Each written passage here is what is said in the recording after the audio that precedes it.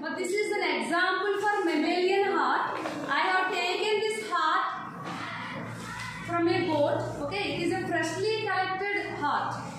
For this dissection, I have taken one freshly collected heart from the goat, and I have taken tray and knife and forceps and straws, or you can use refills also for this experiment. Okay, children? And if you look at this heart, this is one example for mammalian heart. Okay, children? And if you observe the external structure of the heart, it is pear-shaped organ.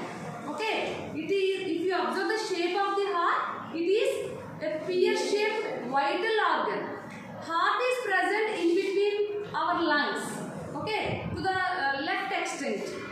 So it is present in between our lungs, and it is protected by rib cage. It is protected by rib cage. And if you observe the heart, I have removed the external layer. Okay, there is one external layer outside the heart. Those membranes, there are two membranes that surround the heart. These two membranes, these I have removed from outside. Those are pericardial membranes. And there is one liquid present in the pericardial membranes. That liquid protects the heart from the external shocks. Okay, children? And if you observe the four chambers of the heart, you can identify the chambers externally by some grooves. You find some grooves here. From grooves outside, if you observe the external grooves, you can distinguish heart into four chambers. And you also find some blood vessels. Blood vessels that surround the heart, they are called coronary vessels. Coronary blood vessels. Okay? Coronary blood vessels that surround the heart. And here if you observe the chambers, I have cut this heart like this. I have cut this heart like this. If you observe the internal structure of the heart, you find two auricles and two ventricles. And if you find this is the ventral side of the heart, and this is the dorsal side. Okay, this is the ventral side, and this is the left side, and this one is the right side.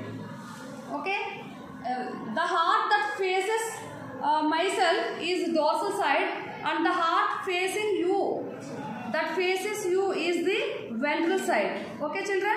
And this is the left side, and this is the right side. And if you observe the chambers, these are the left chambers. Okay, left auricle, left ventricle, and this is the right auricle, right ventricle. So I am opening the heart. I have cut this heart for you already. So if you observe the structure internally, this is the right, this is the left ventricle, this is the right ventricle. Okay, children? The upper chambers, this is the left auricle, and this is the right auricle. Okay, these are the four chambers that present. Left auricle, right auricle. Left ventricle, right ventricle. This is the left ventricle, right ventricle. These two ventricles are separated by a thick membrane, thick septum. This septum is called interventricular septum.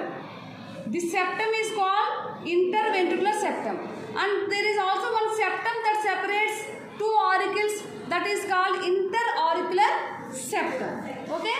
And the blood enters the auricles, the upper chambers, through two veins.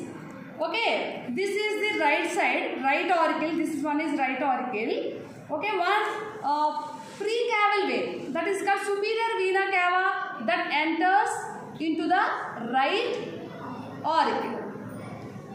Superior vena cava enters into the right auricle, and there is also one here, inferior vena cava, that also enters into the right auricle. This superior vena cava, it collects blood, deoxygenated blood. It collects deoxygenated blood from the head and neck region. From the head and neck region. And inferior vena cava, that collects blood from our limbs, from hands and legs. Okay, children? So, deoxygenated blood that enters into the right auricle.